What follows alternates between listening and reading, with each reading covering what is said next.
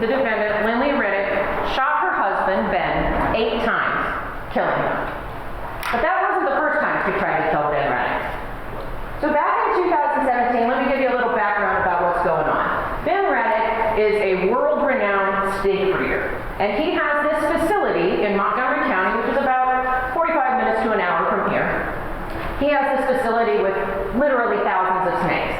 That also sits on the property where their home is. There's some acreage out there. So he's a world-renowned snake breeder. Lynlee is running a spa here in Columbia, and that was her dream, was to run a day spa.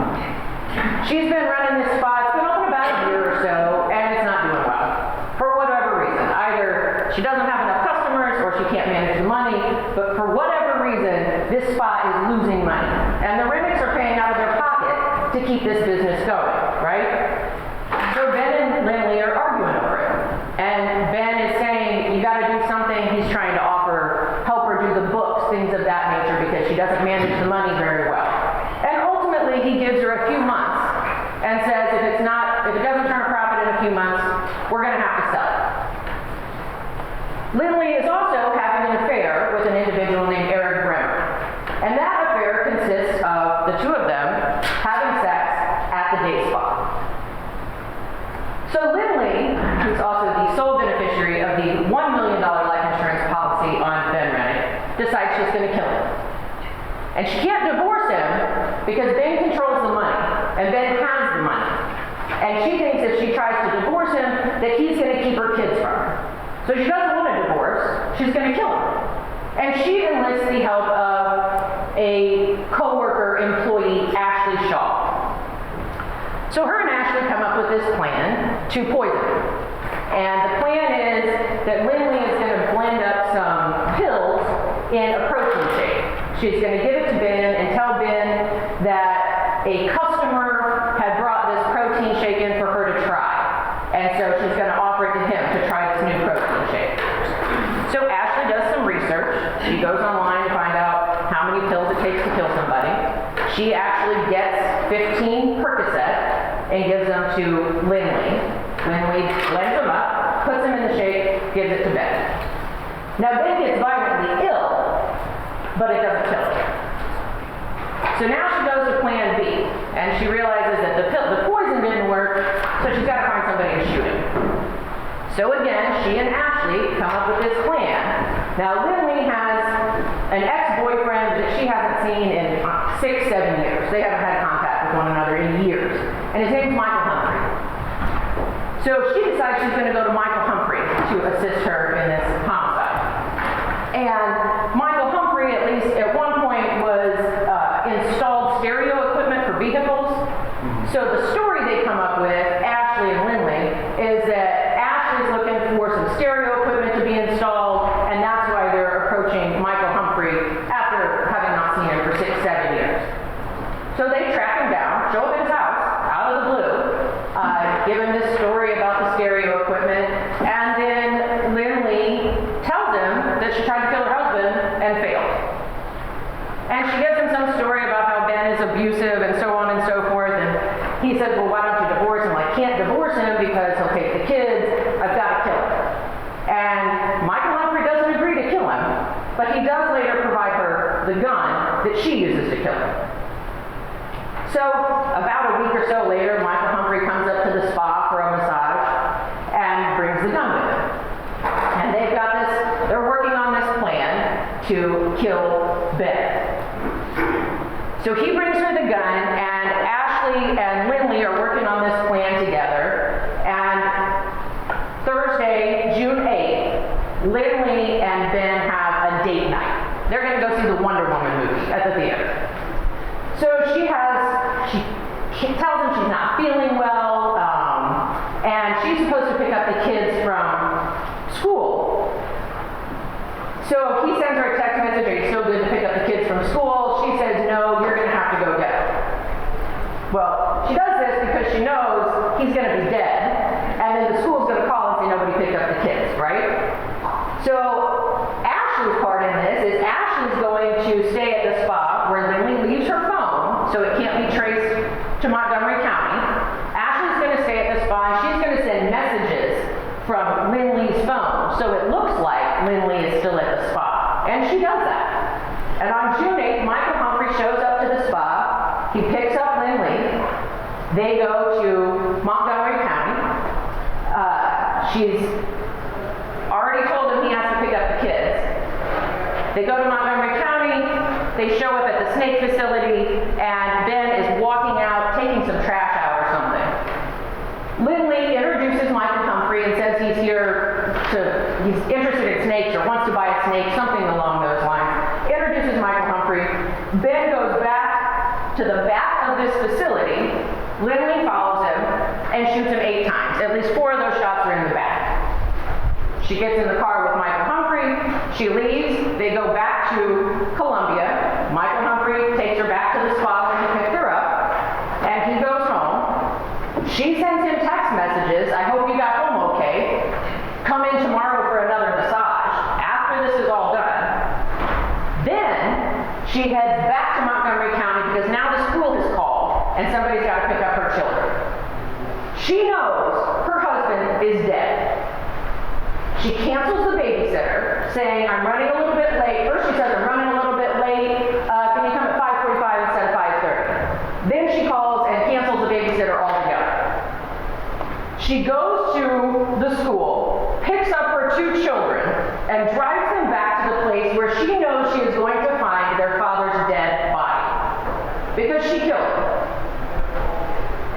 At the same time, she's sending text messages to her boyfriend on her way back. Now, she doesn't take the kids inside the facility. She goes in, and obviously Ben's body is on the floor. He's deceased, and she calls 911. The police come. They do their investigation. They're interviewing, obviously, Lynlee Renick. They interview Ashley Shaw. And at one point, when they're talking to Lynlee, Devin Faust, who's one of the troopers, is looking through her phone. She lets him look through her phone. He's looking through, and he sees an individual, Mike H. And he noticed that there's been some text messages sent on the day of the murder. And so he asks Ms. Renick, who's Mike H? Oh, that's Michael Humphrey. Who's Michael Humphrey? Oh, I used to do some work on his mom. Gave her massages when I was working in Jeff City, something along those lines. Then she changes her story to he had reached out and just wanted a massage because he heard ads about her spa on the radio. And then ultimately we find out it's an ex-boyfriend that she hasn't seen in 7 years until she goes to solicit him as a hitman, right? So after that happens, Lynlee tells Ashley Shaw that they found out about Michael Humphrey. So Ashley Shaw calls Michael Humphrey and says, hey, the police are probably going to be giving you a call. Make sure you keep your mouth shut. And he does.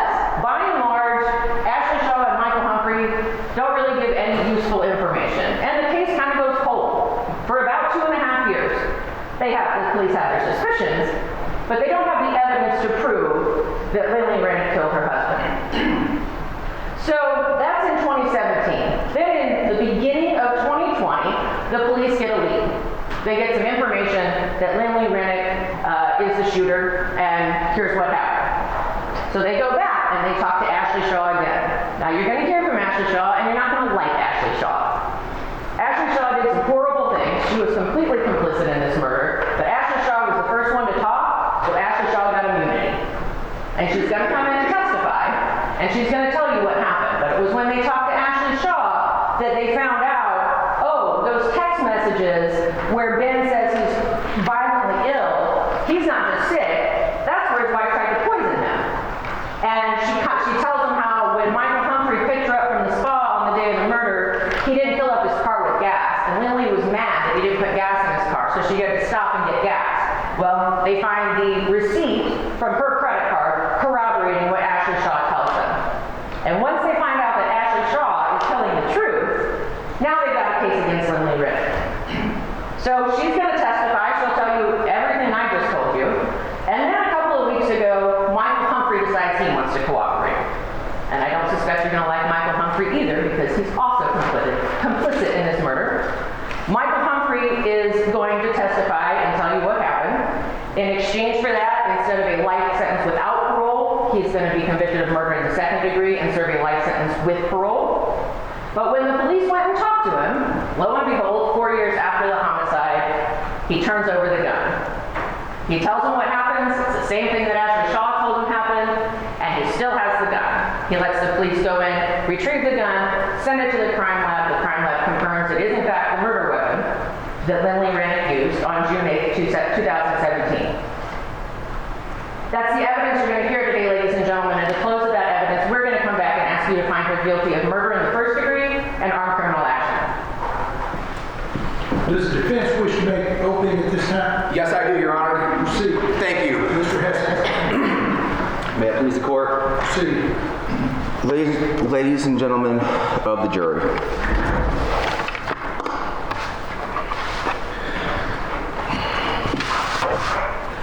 There is nothing more sad and more tragic than an innocent person being convicted of something they did not do. Lynlee Renick did not kill Ben Renick. She did not know that Ben Renick was going to be killed in that early summer day of June 8th. And believe me, she did not want Ben Renick to be killed that day. Ben Renick's death on June 8th was literally the furthest thing from Lynlee Renick's mind. Before Lynlee Renick was Lynlee Renick, she was Lynlee Gallatin.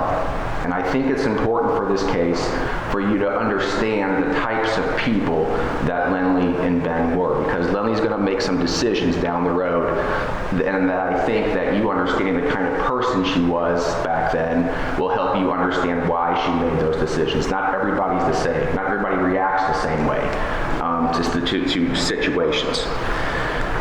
Lynlee Gallatin was born in 1988. She grew up in a very small rural Missouri town called Wellsville, which is about, if you were to continue about an hour down the road east on Highway 70 and then went north 20 miles, you would come to a grassy town called Wellsville. That's where she grew up. Her father, Lyndall, who was an electrician, and her mother, Brenda, who was a nurse, raised her and her sister, April, in a small country house. She graduated high school from Wellsville Middle School, High School in 2006, and didn't know what she wanted to do with her life. But one of the things about Lynlee Renick that is a constant in her life is that Lynlee Renick is the consummate extrovert. She is the consummate outgoing person. She's one of those people back then that loved and needed to be surrounded by people.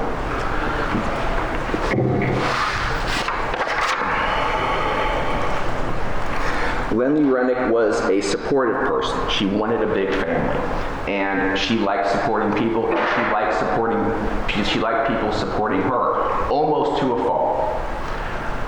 So when it became time for her to kind of decide what to do with her life, her sister April brought home some pamphlets from a local business college in Columbia about massage therapy, and it clicked with Lynlee Renick.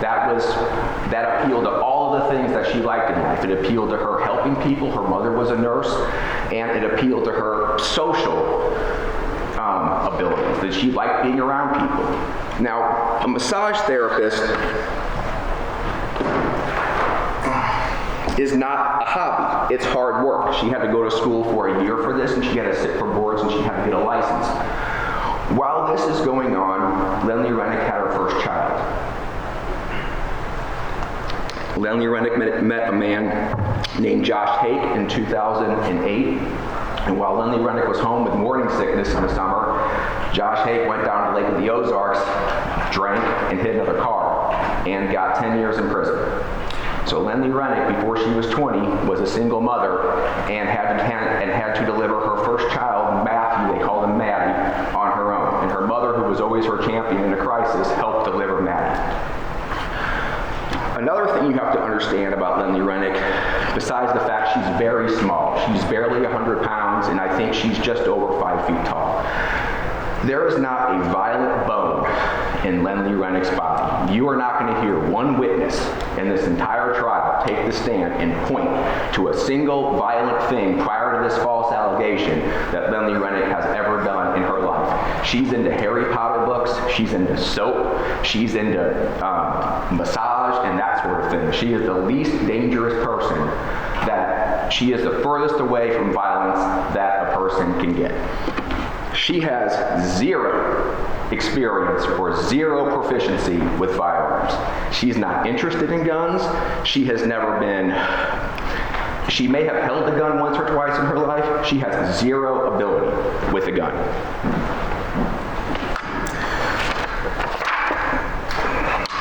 Finally, Lynlee Renick, the most important, you're going to hear a testimony about how Lynlee loved the spa, and the spa was closing, so she didn't know what to do. Lynlee Renick's kids are the most important things in her life. Even when an officer was interrogating her on October the 5th of 2017, the officer even says, next to your kids, Lynlee, besides your kids, that spa was the most important thing to you. Lynlee Renick adores her kids. Now, I want to talk to you a little bit about Benjamin Renick.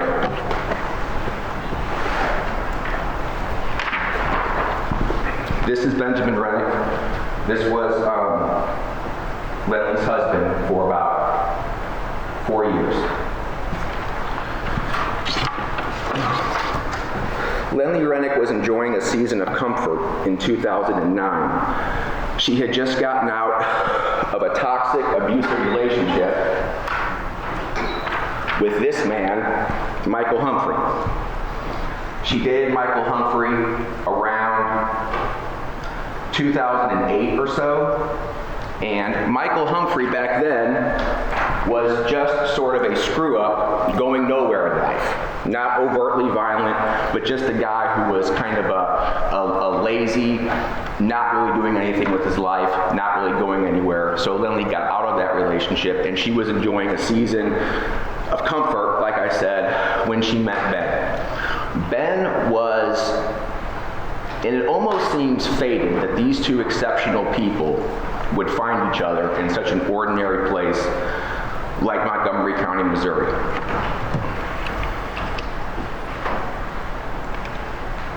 To Lynlee, Ben was an amazing, ambitious, accomplished genius. Ben was one of those people that was good at everything he tried.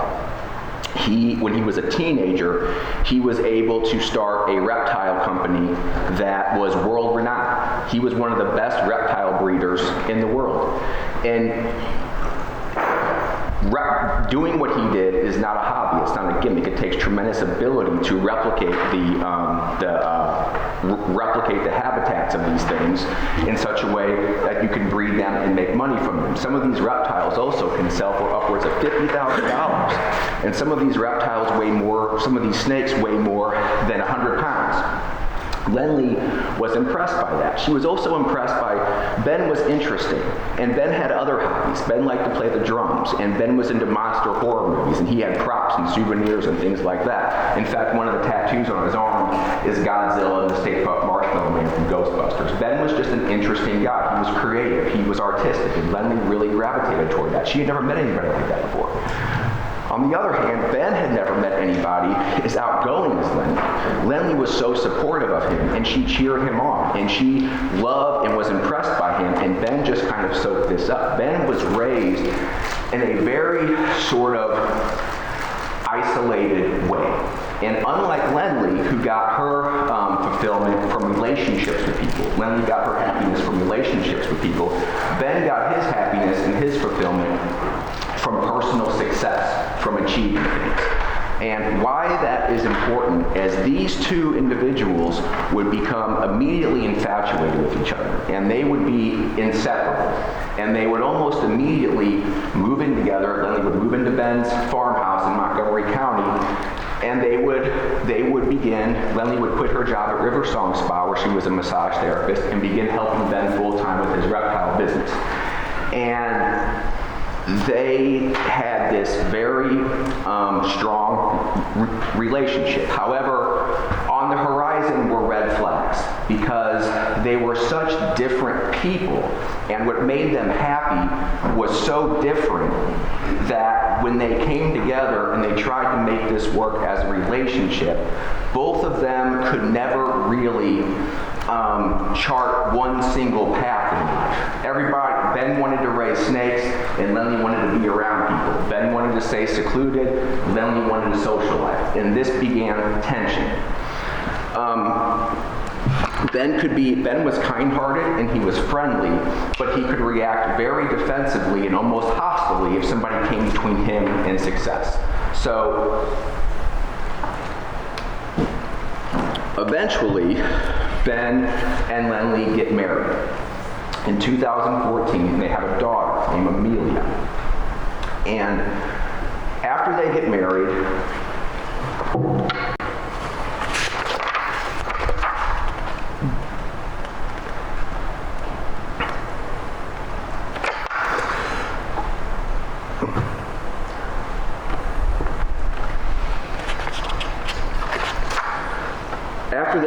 Ben would lose his father. His father, Frank, would commit suicide. And why that's important is I want to talk a little bit about Ben's finances, because I think Ms. King brought up an insurance policy, so I want to talk a little bit about Ben's finances. Ben had no will. And so what would happen to his money if he died, nobody knew.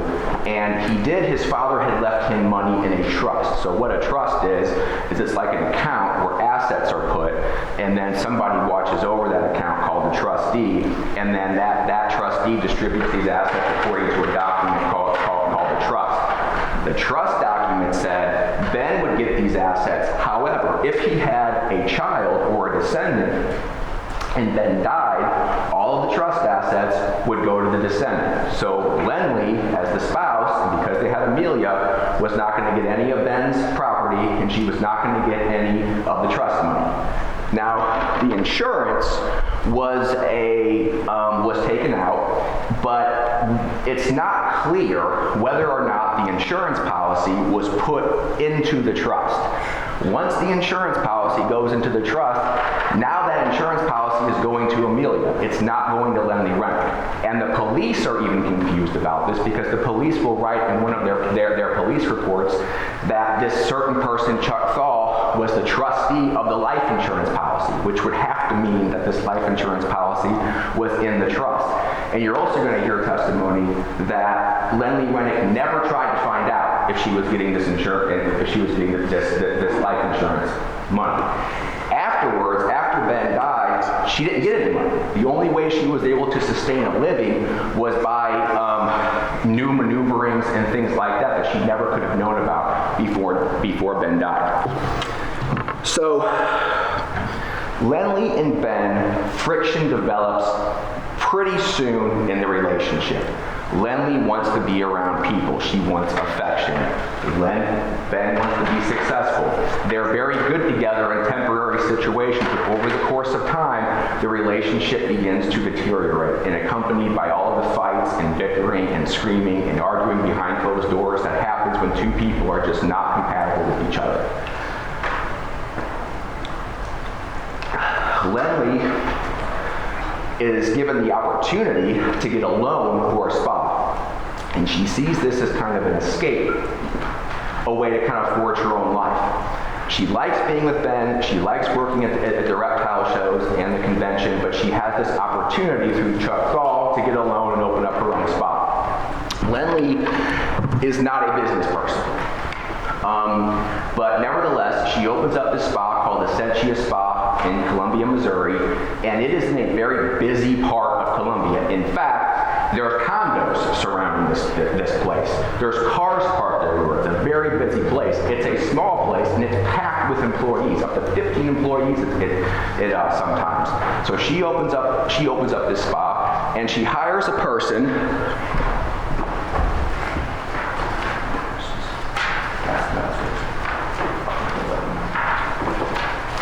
She hires this woman, Ashley Shaw, to help her run the spa. Ashley Shaw is a business person.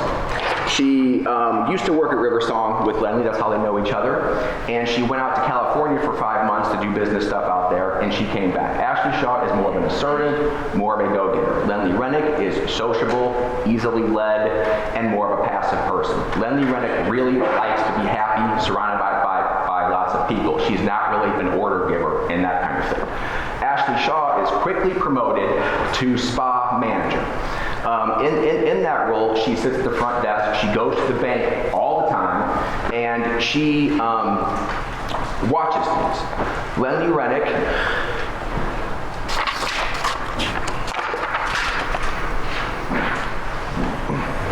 begins to confide in Ashley Shaw problems between her and Ben. And the problems between her and Ben become pretty severe. Ben is not a violent person by nature, but he is extremely cold to her, and he begins touching her and begins doing things against her will while she's asleep. And it comes from the fact that Ben wants things from her that Lynlee Renick does not want to give him. And so these things build and build and build until Lynlee starts coming to a sensuous spot with bruises on her arms. And she discusses these problems with Ashley Shaw. And Lynlee Renick's life at this point is falling apart. Her business is going under, her marriage is going under, she's trying to raise 2 children, she doesn't really know what to do, she's overwhelmed. And so she begins discussing these problems with Ashley Shaw. And Ashley Shaw gives Lynlee advice, and almost all of it's bad. Lynlee Renick begins having affairs. These are not healthy relationships. She's not doing this because she wants to, or because, well, I guess she wants to, but she's not doing this because she's in love with these men. She's doing this as a distraction. She needs the affection that Ben's not giving her. So this gets worse, and it gets worse, and it gets worse, until eventually Lynlee Renick, on the advice of Ashley Shaw, or with the help of Ashley Shaw, these two would smoke outside on the patio on this spa, decides to go to ask Ben for a separation. And they are talking, Ashley Shaw is pulling the strings and suggesting that Lynlee take somebody with her to do this. And so they kind of go through a list of people who can go with Ashley Shaw to confront Ben and ask for a separation. There's not really anybody that they can come up with. Ashley Shaw's boyfriend, Ben, does not like Ben. Ashley's boyfriend does not want Ashley going to confront Ben at the snake, the reptile house. So they're brainstorming, and they make the very, very unfortunate decision to ask Michael Humphrey to go with Lynlee Renick to confront Ben about a divorce. And Ashley Shaw looks up Michael Humphrey on CaseNet. CaseNet's like a Google search for people who have court cases. You can find out their address and things like that. Ashley Shaw looks up Michael Humphrey on CaseNet. Ashley Shaw drives Lynlee Renick down to Michael Humphrey, and Ashley Shaw is saying to herself and telling Lynlee that if you don't have somebody to go with you, you'll never go through it, because Lynlee is just like a pendulum. She's going, should I, shouldn't I, should I, shouldn't I? And she's just not in her right mind at this point. She doesn't know what Ben's going to do. She doesn't know if she's going to be homeless. She doesn't know how she's going to take care of her kids without Ben's income. She's overwhelmed and she's terrified. And she's just kind of going along with what Ashley Shaw is saying. What Lynlee Renick does not know is that in the 7 years since she broke up with Michael Humphrey has graduated into a violent, meth-addicted career criminal. And when they go down and talk to him, he looks like the same old Michael Humphrey, but he's not the same Michael Humphrey. This man is a meth user, he is a meth dealer, he is a felon, and he is violent. He tells one of the detectives that he tortures cats for fun. And all of this is not known to Lynlee Renick. Michael comes off, I guess, as fine. He says, sure, I'll stand there while you confront your husband. Sure. And then Lynlee says, Lynlee being bubbly and emanating her light, she says, why don't you come up and have a couple of massages on the house? And so Michael does that. And everybody sees him. He's in this very, very busy, he's coming back and forth in this very busy place, and everybody sees him. In fact, 4 women from this place go out and they jump his car. So he's being seen, and they're discussing how they're gonna confront Ben and what's gonna happen. They're kind of chatting and they're doing all this stuff. Lynlee is being deceptive to Ben at this point. Okay, Ben, she loves Ben. So you're going to hear a lot of affectionate texts to Ben, and those are going to be portrayed as her being manipulative. That's not true. She loved Ben. She was infatuated with him. She wanted nothing more than this relationship to work. She even tells Ben, I want to go to therapy. However, what she in the back of her mind knows is we're not compatible. I don't want to live in the country on a reptile house. I want my own life. And she's back and she's forth and she's back and she's forth, and while this is going on, her life is coming apart. So that's why there's all this conflict. She's not being deceptive. However, she is being deceptive about her going to separate with Ben. She's not planning a murder, she's planning a divorce. And so her and Michael Humphrey go out to this facility. Now, Michael Humphrey, behind the scenes, has gotten a new cell phone the day before this happens, and he's talking with another person who's also convicted, who's also being looked at for another homicide, and he's making comments to this other person, things like, what do you do about somebody who's abusing their wife? How do you make it stop? So Michael Humphrey, unbeknownst to Lynlee Renick, is making his own plans. So it's June 8th, it's an early summer day, it's clear, sunny, cloudless day. And these two set out in Michael Humphrey's old, I think it's a 1990 Pro, black beater car. And they go from Columbia, Missouri to Montgomery County. And they pull off Highway 70, and they go down an access road, and they stop in front of a ranch-style house. It looks like a house, a one-story house structure, aluminum siding. And out of the front door emerges Benjamin Renick. And he's carrying a bag of trash. And Michael and Lynlee get out of the car, and Lynlee is fidgeting, she's nervous, she's scared, and she blurts something out like, this is Michael Humphrey, he's my friend, he likes snakes, and you know what you talk to him. And then she goes, oh, by the way, I'll take the trash, because Lynlee is just kind of buying time. Her heart is pounding, her pulse is racing, and she is just finding the words. She knows it's coming, and she's scared. And so she takes the trash. And while she takes the trash and walks to the dumpster, Michael Humphrey and Benjamin Renick go into the house. And we don't know what happens with these two going into the house. They go into the house. They go into this reptile house where there's Tupperware containers, floor to ceiling, of reptiles, snakes inside of them. And Lynlee Renick throws the trash away. She comes in, and it's not clear what passes between Michael and Ben, but it's probably not good, because Ben knows Lynlee is not being faithful, and Michael knows Ben is abusing her. So what's very plausible is Ben, being Ben, says something like, oh, you must be one of Lynlee's boyfriends. Michael doesn't like that. Oh, you must be the person who's abusing Lynlee. Something happens. A gun comes out. Lynlee walks in, and she's in the corner, wringing her hands, staring at her shoes, sweating, trying to figure out what's going on, and a shot rings out. Lynlee runs outside, more shots ring out, and she screams so loudly that a neighbor a half mile away, named Mike Scarlett, hears her scream. Michael Humphrey scoops up a couple of the shells. Now there's 7 or 8 of these bullets are fired, and only 3 are picked up. So obviously he's in a hurry. This was not a planned thing. He only picks up a couple of these shells, hustles her into her car, and takes her back to Columbia. And Lynlee Renick's mind at this point, I'm going to propose to you, is blown. She is catatonic, she is paralyzed, and she is just not in control of herself. She goes back to the spot and is not really remembering what exactly happened from that point on, but Ashley is tells her you were never there. If they know you were there, they are going to arrest you. You're the wife. They always suspect the wife, and you have to hide this, cover this up, whatever.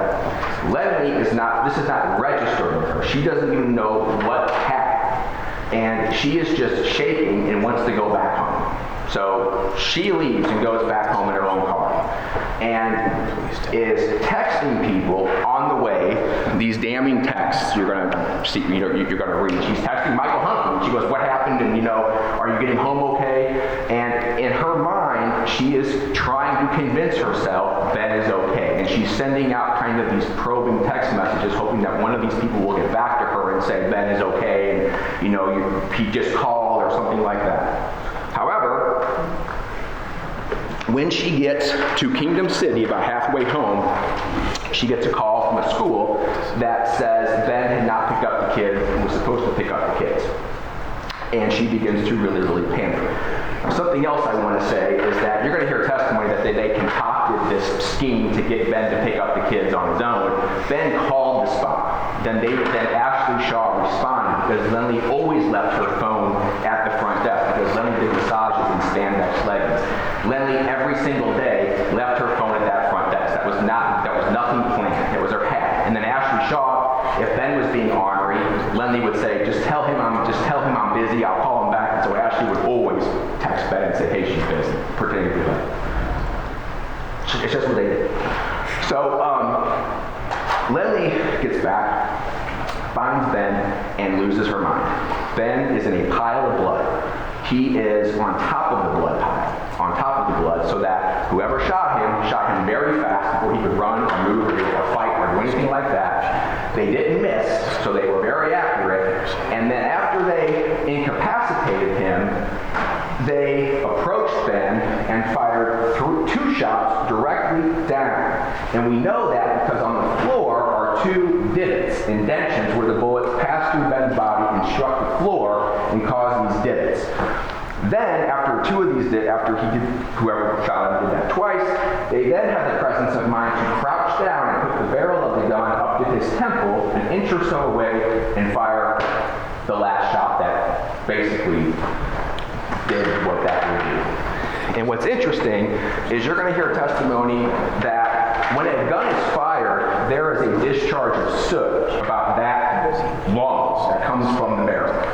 And that would mean that if somebody is standing over a body and they shoot and there's no soot on the body, the gun would have to be 20 to 18 inches above the body. And there's no gunpowder residue on Ben's body except for that shot to the head, which means that whoever was standing over Ben to deliver those 2 shots was holding the gun at least 18 to 20 inches away from the top of Ben's body.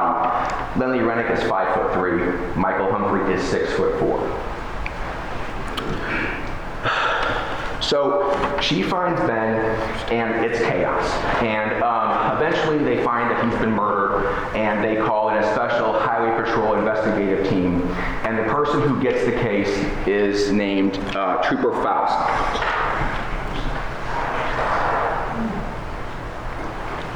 Trooper Faust conducts an investigation from 6/8 of 2017 to about the end of 2017. And he is, by all accounts, a thorough, meticulous homicide investigator. And he finds pretty quickly, and this is lots of information here, but he finds out pretty quickly Lynlee and Michael Humphrey were going to the facility to do something disagreeable. It's very, very apparent, very, very soon that Lynlee's covering this up. She's lying to him. She's saying, I had nothing to do with this, and it's pretty clear she did. They don't buy it at all. And they confront, and once they have exhausted all the leads, and they've talked to all the people, and they've looked at all this stuff, they've got nothing else to do, or they got nothing else to look at, so they have a sit down with Lynlee. They square their chairs up to her and they say, we know you are involved in this, okay? All of this covering up, your lies are stupid, this is just, come on, just tell us what happened. And she's like, no, I didn't do it, I don't know what happened, I don't know. And then they're like, listen, they go back and forth. Finally, she squeaks out, and Devin Faust says, we know you're involved, and she says, I wanted a divorce. Now that's an admission, okay, because she's shifting her story. But Devin Faust doesn't pick up on it. Devin Faust also forgets about the Mike Scarlett hearing a person scream and never confronts her about that. But she says, I wanted a divorce. And they don't arrest her because they don't have enough information. And they actually run scenario after scenario by her. Was it you alone? Was it Michael alone? Was it you and Michael together? They just don't know what happened. They know they're involved, but they don't know what happened. So the case goes cold. And Devin Faust has a family tragedy, and he is whisked away from the DDCC, the special unit. And a new investigator who has never tried or never investigated a homicide case in his life named Trooper Schaefer automatically takes over the case. Don't know why, he automatically takes it over. And while that's happening, years pass. Lynlee Renick begins a relationship with a man named Brandon Blackwell. And Brandon Blackwell is very possessive of Lynlee Renick. And Brandon Blackwell goes to a meeting with Lynlee Renick and Ashley Shaw. Ashley Shaw is covering up the homicide too. Ashley Shaw had just been talked to, and the officers asked Ashley Shaw, what do you know about a poison? What do you know about a poison that happened about 2 weeks before the murder? Ashley Shaw was like, oh, we had a protein shake. These vendors come in and they give us protein powders just for marketing stuff, and we had one and we all got sick. I mixed mine with peanut butter and it wasn't a big deal. And in fact, Ben is joking about being sick. He actually, in his text messages, he says, hey, fun story, Lynlee's trying to poison me, ha ha ha. It's very, very clear he is not very sick from this shake. However, Ashley Shaw learns that the police are suspicious that Lynlee poisoned Ben. So they have this meeting, and all of these people, Michael, Lynlee, Ashley, they're all talking, they're all sharing information. So they all know things about the case. They all have the same inside information that the police have. And Ashley Shaw tells Brandon Blackwell, yeah, they suspect that we poisoned Ben. And so Brandon Blackwell takes that little piece of information, he puts it in his back pocket for a rainy day. And Lynlee and Brandon relationship deteriorates to a point where Lynlee Renick takes out an order of protection against Brandon Blackwell, who he proceeds to violate. Judge, I'm going to object based on the objection we made earlier. I'm not getting into statements, Your Honor. Objection be overruled.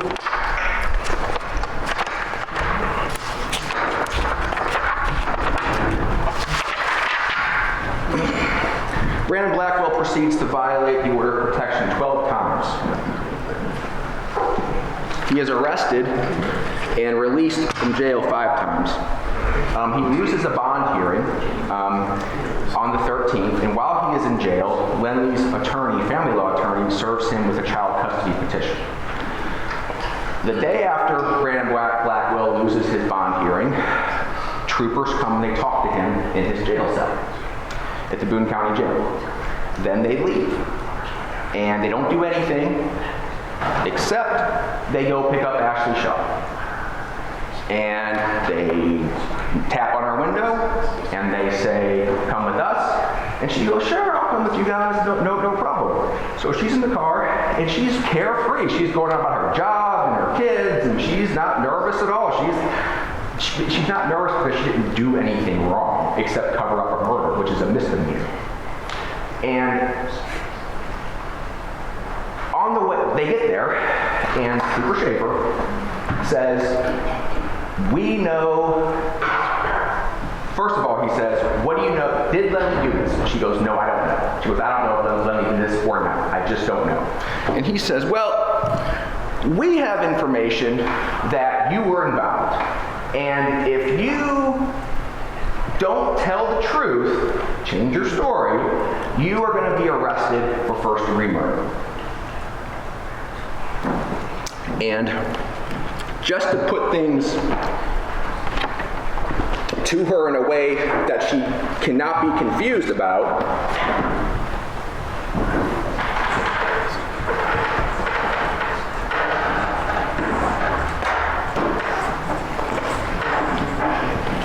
Trooper Schaefer says this, which basically is this. So Ashley Shaw is told that if she does not change her statement, she is going to be put through the ordeal of being accused of the most serious crime that is in our system.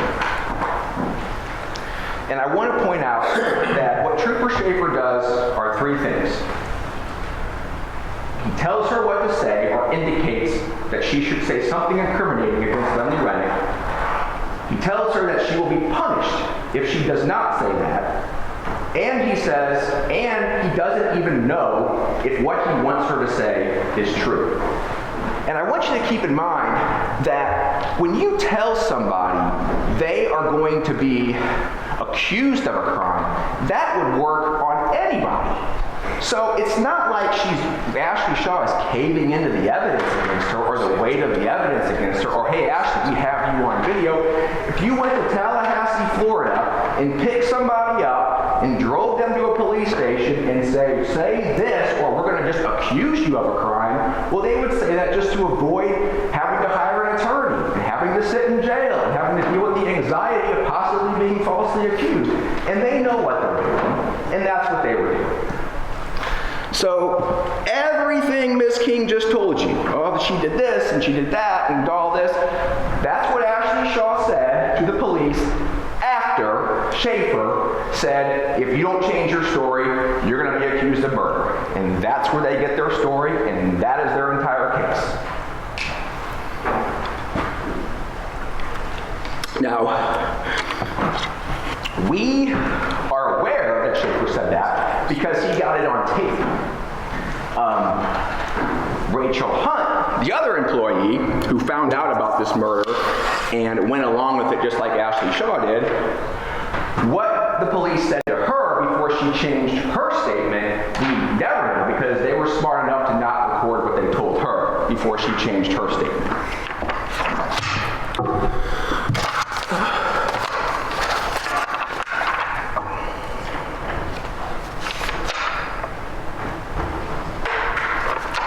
Michael Humphrey, I'm almost done. Michael Humphrey is picked up.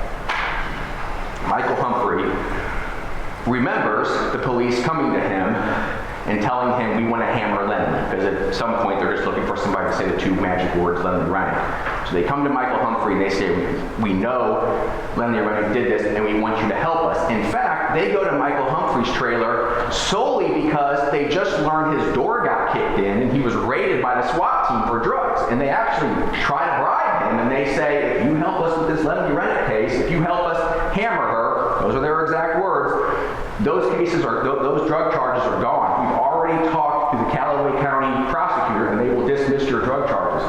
Michael Humphrey says to himself, I'm in pretty good shape here. They think Lynlee did it, but I don't want to tell them I'm an accomplice because number one, I would have to invent a story because I'm not an accomplice. And so if I try to invent a story I'm an accomplice, I may screw it up and just end up incriminating myself. They don't think I did it. They think Lynlee did it. I'll save that for a rainy day, and I'll deny doing it. So he says I didn't do anything wrong. So they say fine. However, when he finally gets picked up, he says, oh yeah, Lynlee did it too. Because he remembers the officer saying to him, we think she did this. So they see that as further corroboration that this woman did this. And so they're going to parade all these warm bodies in front of you to say that this woman did this, when really all of these people are just using facts that they learned through the course of being around this investigation, and they're using those facts which would apply equally to anybody, and they're using those facts to say she did it in order to get a benefit for themselves. It's kind of like if three kids are roughhousing. Judge, I'm going to object. This is opening statement, not closing arguments. I'll move on. Don't argue your case here. If three kids are roughhousing in a living room and they knock over a lamp, all of them know what happened up until the point where the lamp was knocked over. That information would equally apply to any one of those three people. That's what's going to be going on here in this case. All of these people know the facts just by being around the investigation. They don't know these facts because what they're saying is actually true. They're just using those facts to substantiate, to make themselves be believed. So basically, what the state is going to say is, here are some witnesses, they say she did it, and they know things about the case. That's all they're going to be able to say. And at the end of our case, we are going to be able to give you 5 reasons why it is impossible for this woman to have killed Ben Renick. Thank you.